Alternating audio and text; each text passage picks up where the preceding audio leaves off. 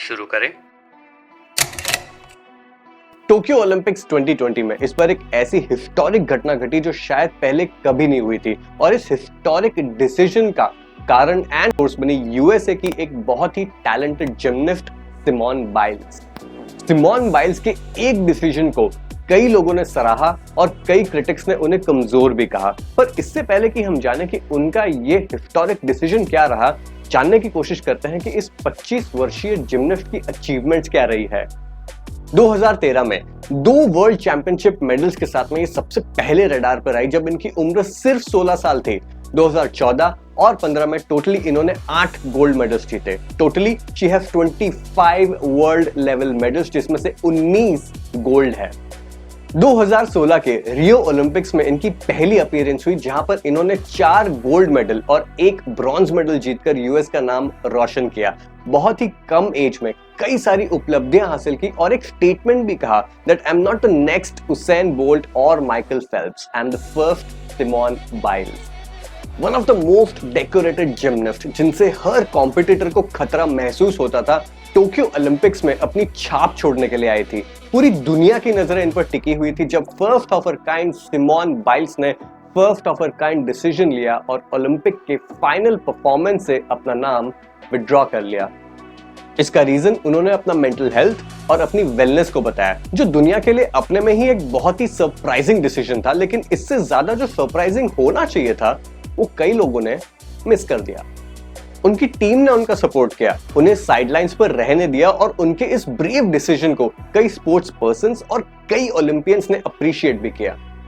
And this turned out to be good for her. Simone is happy and so is the USA team. हाँ, कई critics ने अपनी बात आगे रखी और कई लोगों ने अपना डिसअपॉइंटमेंट भी जताया बिकॉज यूएसए टीम ने उस कंपटीशन में एक सिल्वर मेडल हासिल किया, ना कि गोल्ड। पर इस पूरे इंसिडेंट ने एक बहुत ही ज्यादा इंपॉर्टेंट कॉर्पोरेट और मैनेजमेंट लेसन को आपके आगे लाके रख दिया कि कैसे कॉर्पोरेट्स अपने एम्प्लॉयज के मेंटल हेल्थ का ध्यान रख सकते हैं। Empathy despite stake. सिमोन के इस डिसीजन को एक्सेप्ट करना कि उन्हें ब्रेक चाहिए एंड उन पर कोई परफॉर्मेंस प्रेशर ना डालना is a big thing in itself. Olympics एक एक्सट्रीमली हाई स्टेक स्टेज है और उस पोजीशन में जब उनका मैनेजमेंट उनका साथ दे सकता है तो कॉर्पोरेट्स भी अपने एम्प्लॉय को एक छोटा मोटा ब्रेक तो दे ही सकते हैं।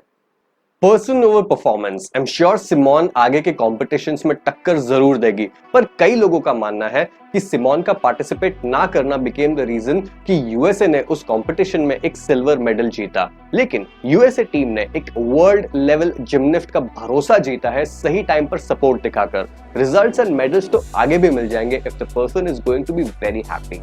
Long term vision. इमेजिन अगर सिमोन पर प्रेशर डाला जाता और कल को वो कंपीट करने की हालत में भी ना रहती। कई सारे स्पोर्ट्स पर्संस ने ओपनली क्लेम किया है कि प्रेशर की वजह से उन्होंने अपने गेम को छोड़ा एंड दैट स्पीक्स वॉल्यूम्स कि एक दिन की एफिशिएंट परफॉर्मेंसेस के लिए हम फ्यूचर के कई सारे एफिशिएंट परफॉर्मेंसेस की बलि चढ़ा देते हैं।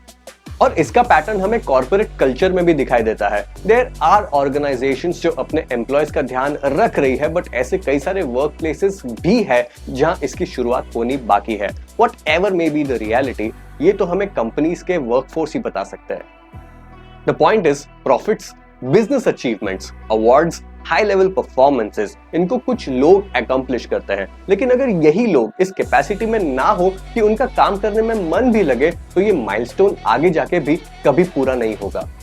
सिमोन बाइल्स ने सेल्फ केयर एक्सप्रेस और प्रायोरिटाइज करके उतना ही बड़ा एग्जाम्पल रखा है जितना यूएसए की ओलंपिक एसोसिएशन ने उनका साथ देकर रखा है कि किसी इंसान की mental health, happiness and wellbeing किसी वर्ल्ड लेवल कंपटीशन से भी ऊपर रखी जा सकती है।